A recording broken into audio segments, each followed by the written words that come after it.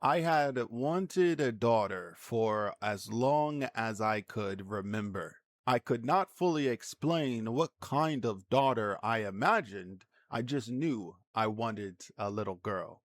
Before Rowe, my wife and I experienced an early miscarriage. That loss broke us more than I knew something so early could. We were so heartbroken that we did not even want to know whether the baby had been a boy or a girl. But it taught me how precious creating life really is. So when my wife became pregnant with Roe, I already understood that carrying a child into this world was sacred. Then we received the news that our baby might have Down syndrome. My wife and I were lying in bed when I asked how she felt about abortion, and she said, "I don't want to give up on our daughter." That word stayed with me. Daughter. I had wanted a daughter for years, and lying there, I started wondering whether God was telling me, "This is her. This is the little girl you have been asking for." I'm not bold enough with God to ask him for a daughter, receive her, and then tell him she was not enough because she was not the virgin I imagined. That did not make me fearless. I still wondered, how in the world am I going to do this? Will I know how to protect her? Will I be able to handle what she needs? But between the loss we had experienced, my faith, and the fact that this was my baby girl, I knew I could not give up on her. If she was going to fight through this journey, I was going to stand beside her and fight with her. Then Roe was born. She came out crying. I remember looking at her face, trying to see the Down syndrome everyone had been talking about. That was when it became real. I was not disappointed in my daughter. I was afraid of everything I did not know.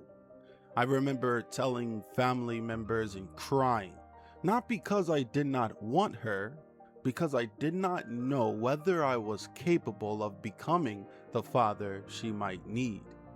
And maybe someone watching this is asking that same question right now.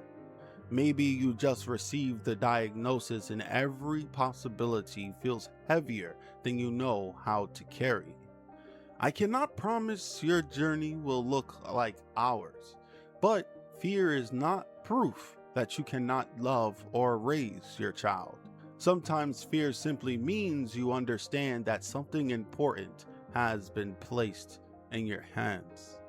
5 years later, I think that is what I was wrong about. I thought I needed to be prepared for the entire journey, for every hospital stay, every medical decision, every frightening moment. But I did not have to carry 5 years in one night. I only had to take the next step, then the next one. I learned her signs, I learned her care, I learned how to advocate, I learned how to move while afraid, and through every part of it, God was building the father she needed. Feeling unprepared does not mean you are incapable. A diagnosis may describe real possibilities, but it cannot show you the complete life of your child.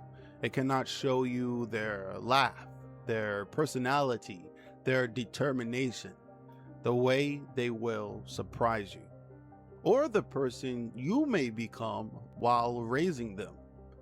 Our journey has not been easy, but 5 years ago I was staring at the whole future and asking, could I really do this? Now I understand I was never supposed to do the entire journey at once. My job was to love the daughter in front of me, take the next step with her, and trust God to provide the strength when we reached it. And looking back now, He carried me through far more than I gave Him credit for.